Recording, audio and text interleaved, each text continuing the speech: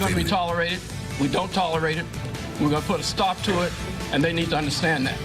Right now at 7, Durham city leaders say enough is enough. Today, police announced a dramatic plan to curb violent crime in the Bull City. Good evening, I'm Sharon Tazwell. And I'm Sean Maroney. Thanks for joining us. Durham has seen a spike in homicides and shootings. There were 42 murders in the Bull City last year. That's nearly double the number from 2014. The new year also is getting off on the wrong foot with 2 homicides in the first week of January alone. Today, police gave us a glimpse about how they plan to attack this issue. We've identified 19 individuals, either through by past behavior or through intelligence. We know there's a high probability that they have been actively involved in some of the violence that's been going on in the city. But not everyone thinks this plan is a good idea. WNCN's Steve Sprague is live in Durham, where he spoke to a man who lost his son to gun violence. Steve?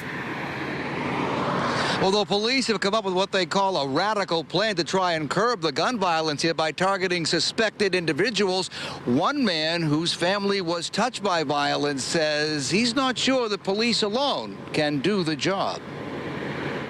It's a very small percentage of African-American males and women that are doing this. The vast majority of African-American males, even though they have some of the same issues, some of the same problems, they're not here shooting guns, killing people.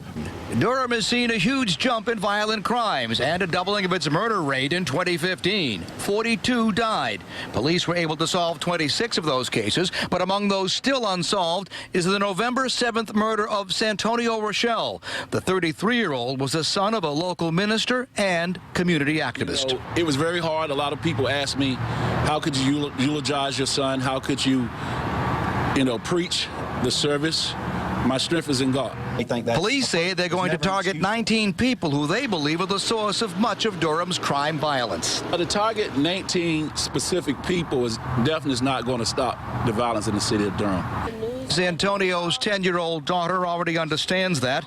After losing her dad, she wants to preach a message in school. I would try to talk with 4th and 5th grade kids in my class, and I told her that I would try to get the community involved. LEYAH's grandfather runs the city's Stop the Violence crusade out of his church, and he says what's happening on the streets is tantamount to a crisis. If we don't come together as a whole consistently, every day, community leaders, pastors, the police department, parents, teachers, that it can't do nothing but get worse. The mayor and the police chief and also the county sheriff all said pretty much the same thing at today's briefing. The community needs to step up. I'm Steve Sprague, WNCN News Now. Steve, what do they want to see from the community, and how are they meeting the community halfway? But what they need from the community is they need people to actually talk to them about what they're seeing on the streets. They need people, as the pastor said, to actually get engaged, to talk to the kids. And they need the kids themselves who are being drawn into this life of crime to think about what they're doing, to reach out, to go to other places and try and find other ways to vent their frustration and other ways to become successful other than turning to crime on the streets. All right, it starts at home. Steve Sprague reporting live in Durham tonight. Steve, thank you.